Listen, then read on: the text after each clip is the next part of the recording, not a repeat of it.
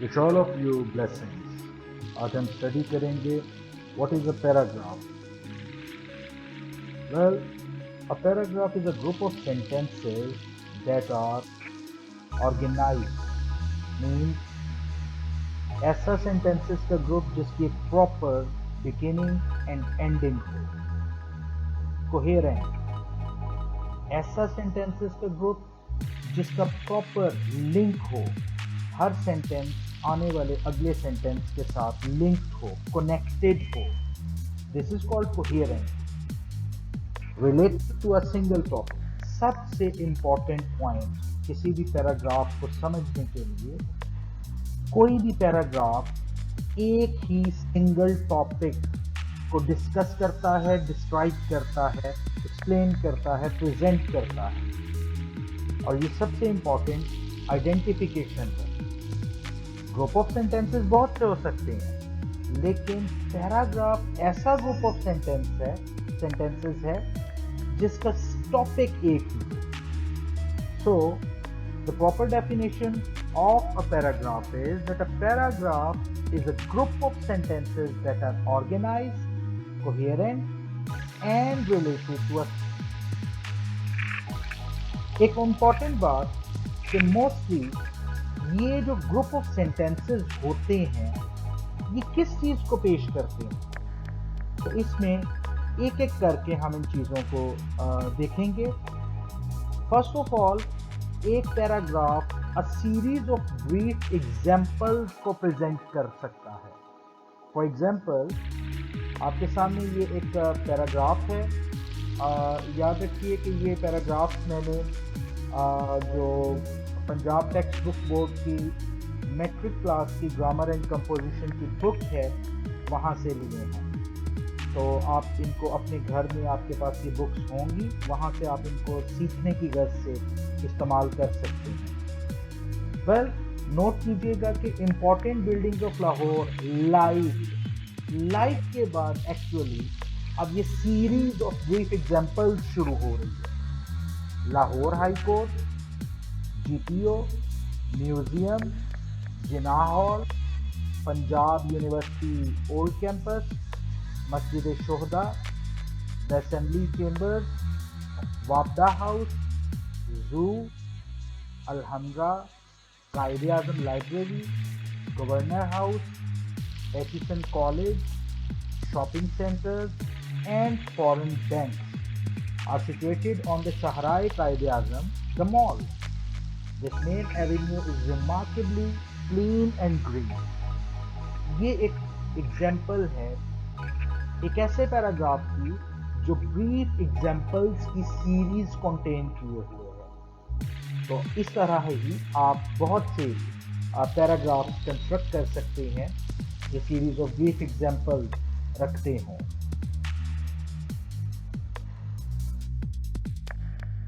Paragraph में आपको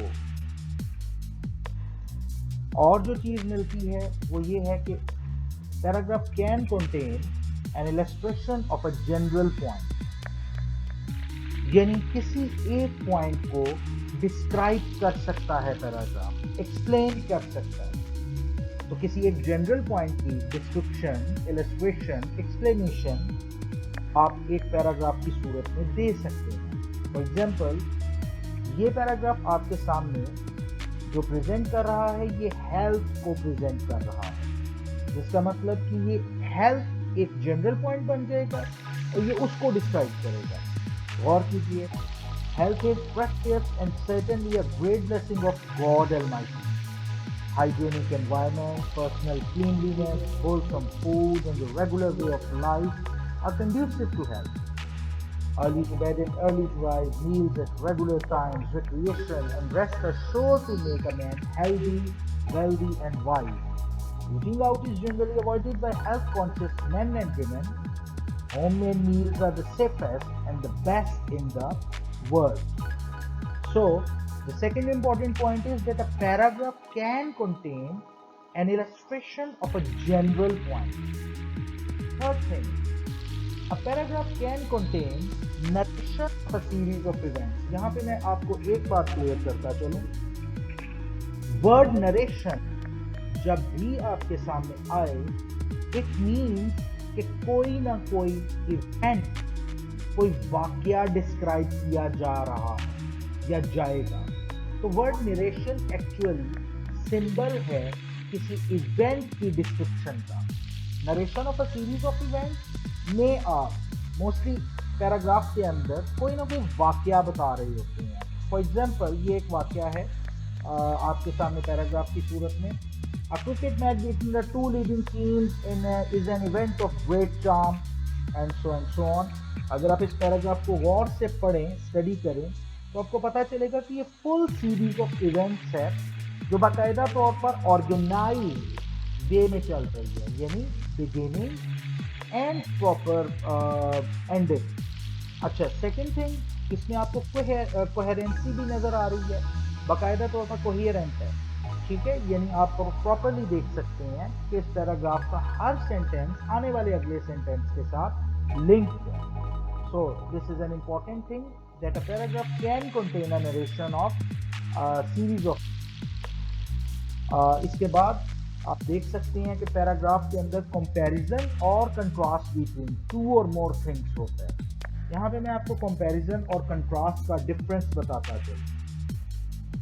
जब भी वर्ड कंपैरिजन आपके सामने आए, it means similarities between two or more things, यानी आपको सिमिलैरिटीज का तस्करा करना होता है। और जब कंट्रास्ट की बात आती है तो इसमें आपको डिफरेंसेस डिस्क्राइब करने होते हैं। तो कंपैरिजन पैराग्राफ में आप दो या दो से ज्यादा चीजों की सिमिलैरिटीज डिस्क्राइब करते हो। मिसाल के तौर पे ये पैराग्राफ देखिए, basketball and soccer are played with a round ball, ठीक है, first similarity. They both provide a ton of cardiovascular exercises such as running.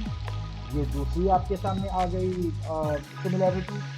So if you want to get in shape, these are the sports to play. A referee judges each game. Third similarity, when a player breaks the rules, he or she is called for a foul. Fourth similarity, a soccer player receives a red or yellow card and a basketball player is called for a foul. देखा जाए तो ये किसी हद तक difference है, लेकिन similarity इस एंगल से है कि दोनों में रूल ब्रेकिंग पर उसको फाउल तस्वुर किया जाता है। Finally, a soccer is kept finally a score is kept in each game, ठीक है, ये फिफ्थ सिमिलैरिटी आ गई। The team with the highest score win। आपने गौर किया होगा कि यहाँ पे सिमिलैरिटीज दो स्पोर्ट्स की बयान की गई है। This is comparison. कंट्रास्ट यानी डिफरेंसेस, गौर कीजिए, even though an athlete dribbles the ball in both sports, a basketball player uses his hands and a soccer player uses his feet। फर्क देखिए, डिफरेंस, ठीक है। ड्रिबलिंग के मैटर में तो similarity है, लेकिन बास्केटबॉल प्लेयर ड्रिबल करता है हैंड्स की मदद से और सॉकर प्लेयर ड्रिबल करता है फीट की मदद से। ये differences are first difference. Usually soccer is played outside on a large field and basketball is played indoor on a court made out of wood.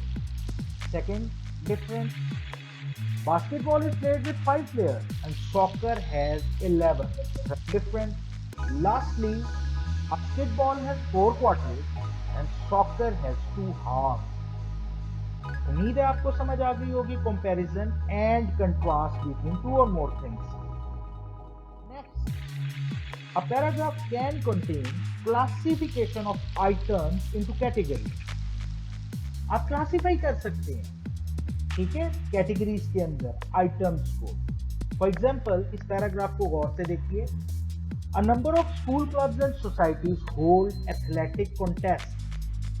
These contest include walking, jogging, jumping, swimming, rowing, wrestling, boxing, hammer or disc throwing, lightweight lifting and knuckle।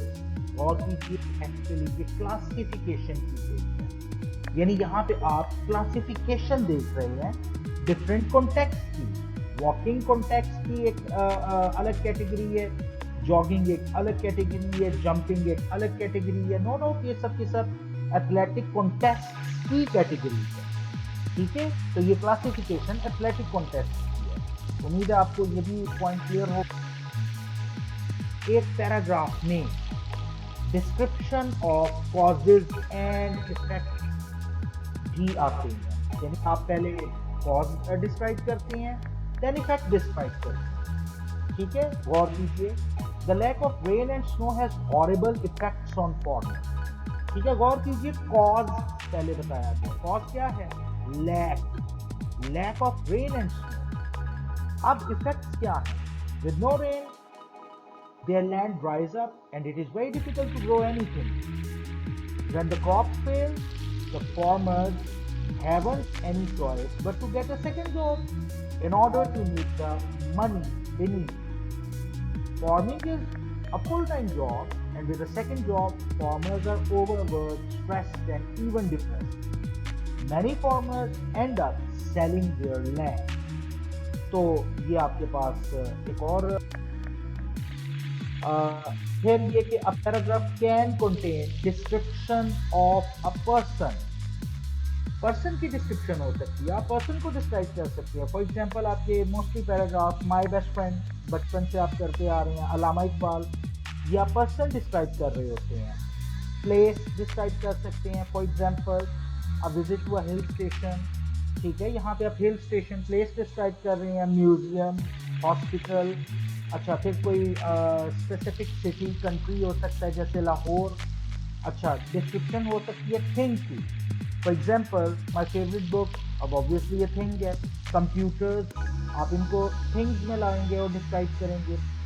Description दे सकते हैं process की, for example fish farming, ये properly एक process है, ठीक है। No doubt आप इसको जॉब में भी ले आते हैं, ठीक है, लेकिन जॉब में भी कई दफ़ा आप इन चीज़ों को या प्रोफेशंस में बतौर प्रोसेस डिस्क्राइब कर सकते हैं। अच्छा, हाउ टू मेक की इसमें आ सकता है।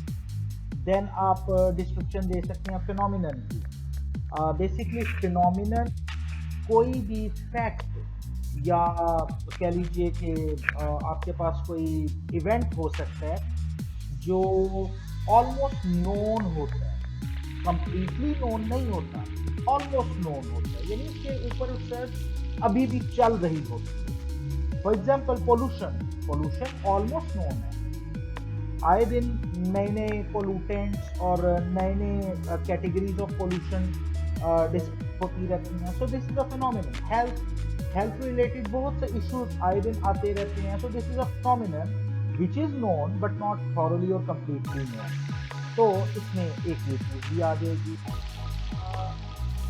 एक और इम्पॉर्टेंट बात यहाँ पे डिस्क्राइब करनी बहुत ज़रूरी है, अगर किसी पैराग्राफ में एक से ज़्यादा आइडियाज आ रहे हैं, याद रखिए पैराग्राफ की सबसे बड़ी निशानी ये है कि पैराग्राफ एक ही आइडिया को डिस्क्राइब करता है, लेकिन कभी कभी ऐसा भी हो जाता है कि एक पैराग्राफ में हम खुद महसूस करते हैं कि एट द सेम टाइम 2 या 3 आइडियाज डिस्क्राइब हो रहे हैं। ऐसी सूरत में आप क्या कर सकते हैं? इसका एक तरीका ये है कि आप eliminate sentences that relate to the second idea. आप ऐसे सेंटेंसेस ही को एलिमिनेट कर दें जो किसी और आइडिया को, जो आपका प्राइमरी और बेसिक आइडिया उसके साथ डिस्क्राइब कर रहे हैं या डिस्कस करते जा रहे हैं। इस सूरत में आपका पैराग्राफ प्रॉपर पैराग्राफ की सूरत इख्तियार किए रखेगा। इसका एक और तरीका भी है कि ऐसी सूरत में स्प्लिट द पैराग्राफ इनटू 2 और मोर पैराग्राफ।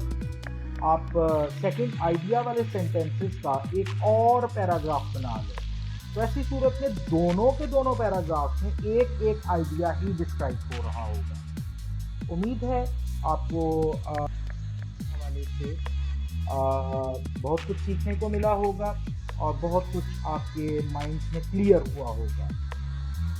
इन केस आप पसंद करें तो आप लाइक कर सकते हैं, और for further learning please do subscribe. Thank you very much.